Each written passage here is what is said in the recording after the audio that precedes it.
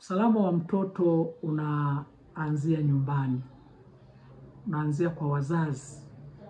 Wazazi ninachowaomba wakati huu wa likizo, hasa watoto wanapokuwa wametoka shule wamerudi nyumbani.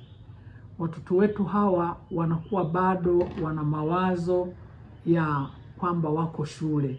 Kwa hiyo wanakuwa bado hawajazoea yale mazingira ya uraiani. Kwa hiyo mimi nilikuwa napenda ili watoto wetu wawe salama. Wanapokuja nyumbani tukae na watoto wetu.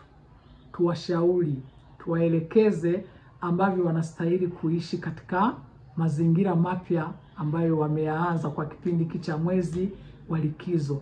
Waweze kutii na kuenenda sawasawa na maelekezo yetu wazazi tunapaswa kuwaelekeza watoto.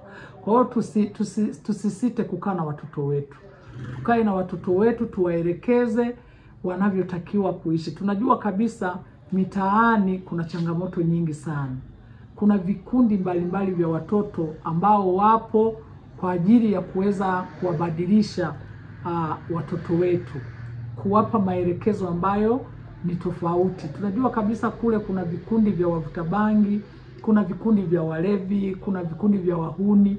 Kwa hiyo tunapokaa na watoto wetu tujaribu kuwaelekeza kwamba kule kuna vikundi kama hivyo ambavyo vinaweza kuchangia watoto wetu wanapoenda kujiunga na vikundi vile kubadilika na kufanya mambo ambayo hayastahili, na mwisho wa siku wanapata mimba katika umri mdogo ambao ni umri kwa kweli ambao haustahili watoto wetu kuwa na hali kama hiyo. Kwa hiyo naomba nisisitize wazazi wenzangu, tukae na watoto wetu kipindi cha likizo, tuwaelekeze ili waweze kukaa na waweze likizo ikiisha warudi shuleni wakiwa salama.